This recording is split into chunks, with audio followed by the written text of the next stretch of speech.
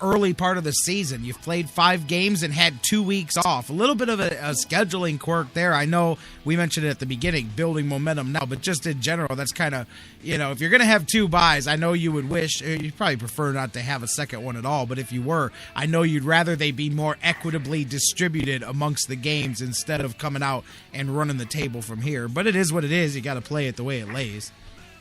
Exactly. Yeah, you'd rather have one of those games the first week in November or something to give yourself a chance to heal up and heading into Michigan State or something like that. Yeah, going into one of your rivalry games. But yeah, like you say, it is what it is. You play it, and those schedules are set so far in advance that, and then they of course juggled the schedule this past year when they went from Legends and Leaders to East and West, and things got a little bit turned around. So that's the reason for the scheduling anomaly there. But yeah, you take it even though Urban doesn't want it, and you get ready for Rutgers, and that'll be a home game for them at night a week from Saturday. Legends and Leaders didn't quite catch on the way they thought it would. Dan Wismar went over like a fart in church. You know it, man. Dan Wismar from the Cleveland Fan with us every Monday and Wednesday. This Wednesday, hey, no Buckeyes to preview. That's fine. We'll look at how they've advanced here so far. We'll talk a little Buckeyes. Browns. We'll start looking towards Pittsburgh here. We'll see what's going on with the baseball playoffs. Cavs had a preseason game yesterday. I'll talk about that here when I wrap up the show. But a lot going on, and of course, we never have a shortage of things to talk about. So Wednesday, Buckeyes might be on a bye, but we'll be in full swing, Dan. Looking forward to it. That sounds good. I look forward to seeing you then, Jerry. All right. Dan Wismar from the Cleveland Fan. Of course, you guys make sure you check him out and tweet with him on Twitter at @DWismar. It's that easy, at @DWismar. Let's take a break. When we come back, final segment of the show, Cavs with that first actual preseason game yesterday against the Maccabi Tel Aviv team. We'll talk about that. We'll set the stage for tonight. There's a football game, some baseball going on. We'll get you all set for tomorrow, preview the show, and so much more. Don't go anywhere. Final segment of the Sports Fix coming your way next. Rewind time, turn the head below. From my king, turn my head away. When we disaster every day. Yo, I'll tell you what I want, what I really, really want. Don't tell me what you want, what you really, really want. I'll tell you what I want, what I really, really want. Don't tell me what you want, what you really, really want. I wanna really, really, really wanna listen to the Sports Fix if you wanna be my lover. Hey guys, before we go to the break, I want to talk to you a little bit again about our good friends at Harry Buffalo North Olmsted, the UFC, the Ultimate Fighting Championships, some of the hottest fights in the world today. Each and every one of their huge events, Harry Buffalo is one of the few places in Northeast Ohio you can go there and watch each and every UFC fight at the Harry Buffalo. And let me tell you, I've been there. The people are out the door. They are to the rafters. It is one of the craziest environments for some UFC fights. Wing Mondays, they've got great deals on wings and drinks, and every day of the week there's a different special, a different deal. And don't forget the Bison Burger, the unbelievable. It is the combination of a fantastic burger and eating healthy combined into one unbelievable sandwich. You have got to get a Bison Burger while you're there. So whatever you're looking for, whatever day of the week, Monday through Friday, Saturday, Sundays, there's something for you at the Harry Buffalo North Olmsted, just outside Great Northern Mall. Check them out today. Harry Buffalo, join the herd. It's an addiction. The Sports Fix. We'll be right back. Let's talk about the X's and O's of family entertainment. Every parent in Ohio knows the importance of being able to draw up an activity that'll get you out of the house for a couple of hours. But it needs to be affordable. It needs to be family-friendly. Above all, it needs to be fun. Now, let's talk about high school sports. Bang for your buck, school sports provide the perfect game plan for your family. You'll enjoy all of the drama and excitement competitive sports offer. You'll be supporting the future leaders of our community in a meaningful way. Best of all, you can take the entire family without breaking the bank. Heck, you won't even dent it. Now, enough chalk talk. Let's get out there and see what's playing at the high school in your community. School sports. Good for our kids, good for our community. This message presented by the Ohio High School Athletic Association and the Ohio Interscholastic Athletic Administrators Association. Whether it's an oil change or a new set of tires, Quick Lane at Valley Ford Truck has you covered for your car care needs. They're your neighborhood quick service experts. They also offer a low price tire guarantee. Choose from 13 brands, and if you find the same tires at a lower price within 30 days, Quick Lane at Valley Ford will refund the difference. 5715 Canal Road, right under the 480 bridge in Valley View. Come see why life is better in the Quick Lane. quicklane.com/Valley Ford Truck.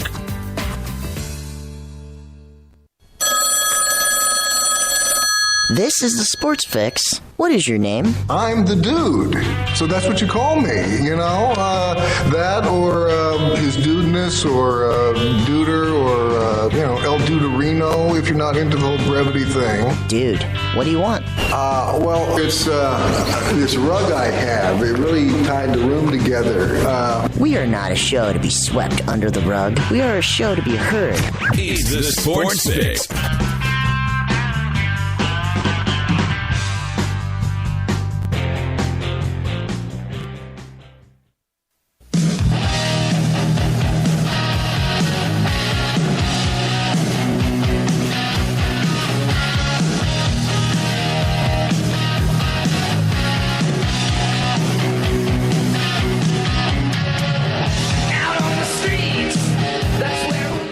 Welcome back to Sports Fix Live, final segment of the show across the Sports Fix Radio Network. J-Rock, Jerry Myers, back with you. Thank you for joining me, not just now, but the entire show. Another week here. We're flipping that calendar again. First full week of October. Before you know it, it'll be trick-or-treat time. We'll be down to the end of the month, and we'll be going, wow, it's time for November. Oh, man, it's Christmas time already. Can you believe it's 2015? I know it sounds like but that's how fast it goes. Trust me.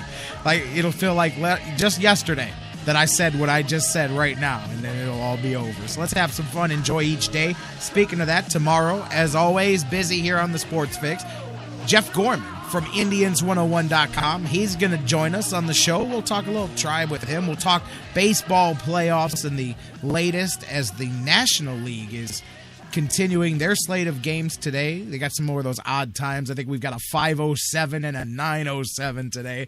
The Dodgers and the Cardinals are the late game. That series is tied at 1 game apiece, so a big Game 3 here for both teams coming up tonight. Meanwhile, this afternoon, the Washington Nationals looking just to stay alive.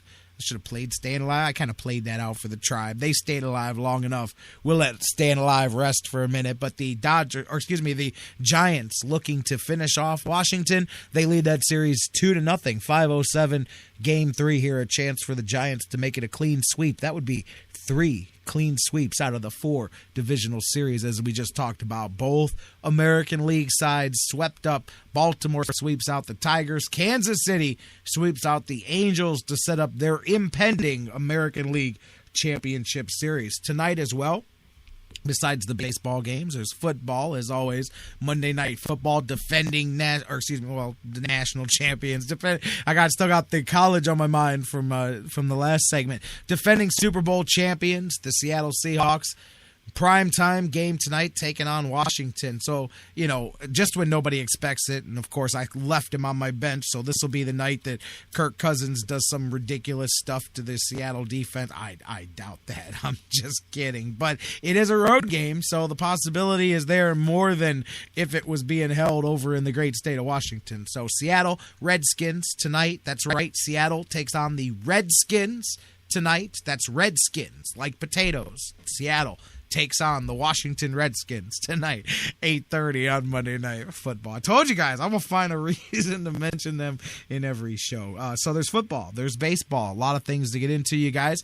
Tomorrow, as I said, Jeff Gorman will be here talking baseball from Indians101.com. Dr. Football, Bill Checkis will be here talking NFL and Browns. We'll get his takes on the Browns' exciting victory in Tennessee. Where does he sit with things as they head now back home, taking on Pittsburgh? We'll talk about that Seattle-Washington game. We'll get the latest tonight and the results. Talk about that with Dr. Football tomorrow. Whatever else is happening in the news, we'll see. I know the Jets say Geno Smith's still going to be the quarterback there. I don't know. I can see that one changing sooner rather than later. That's a dysfunctional mess over there. That's the one thing. I mean, it's early. I mean, like we said, we saw Chud go. I saw Bruce in the chat room say if Hoyer had stayed quarterback all last year, Chud would have never got fired. I 100% agree. So maybe backhandedly a good thing happened because I like Mike Pettin, and hopefully at least with some competent coaching, regardless of, I'm not even talking about playoffs when I'm not talking about that stuff. Just some competent.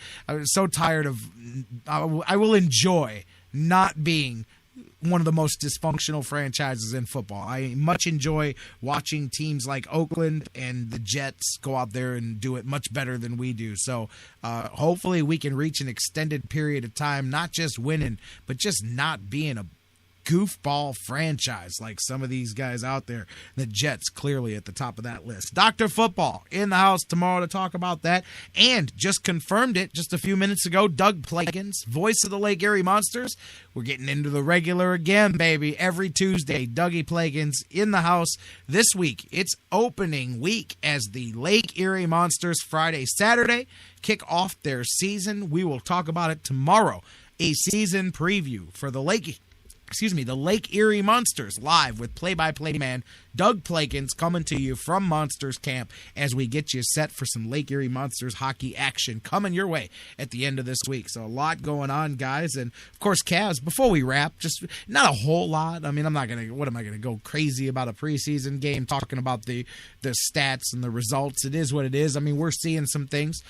You're seeing this team continue to grow defensively. That's going to happen. What did I say the other day? I'm thinking, you're going to be 2-3 months into this season, I think, before this team reaches whatever its full stride is defensively. And then we'll see how high of a level or low of a level that is. It may not be as high as some people think. I don't think it is. I think that's going to take some time.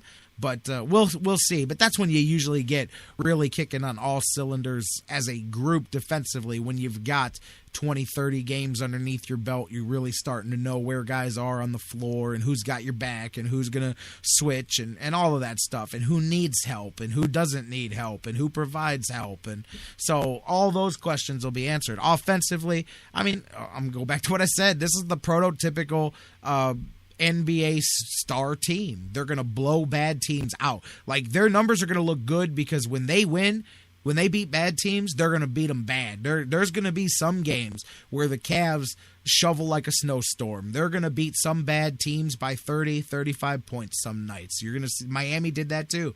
We used to call them the ultimate front runners because when they get out in front, they get way out in front. And that's what the Cavs are going to be able to do too. When they're beating a team, you're going to see behind the legs passes, and you're going to see the bounce alley-oops, and you're going to see the fancy stuff. But that's the oohs and ahs that win you 50, 55, 60 games. That has nothing to do with the stuff you're going to do when you get to the playoffs. A totally different game. But anyways, you saw some of that here in the preseason. Kevin Love still adjusting to things, but saw a lot of LeBron running the point, I guess you'd say, running the plays, setting things. That's the things that you look for in these couple of preseason games that they're having. Is as they continue to work on that and how they continue to assimilate to the offense, how they continue to take to each other. That's going to be big. The transition points on this team are going to be huge. I mean, that's one thing you can see, and the unselfishness as well.